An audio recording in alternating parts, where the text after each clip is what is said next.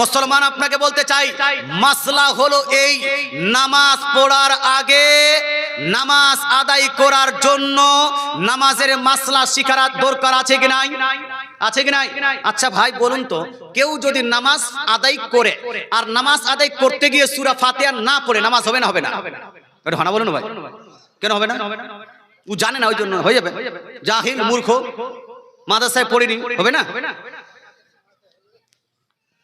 হবে না?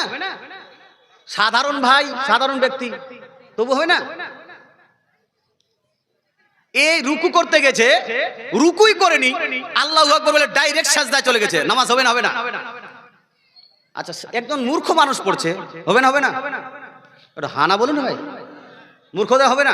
ও শিক্ষিত, ও জীবনও মাদ্রাসায় যায়নি, হবে না হবে না? হবে না। এটা বুঝতে পারলেন যে একজন ব্যক্তি যদি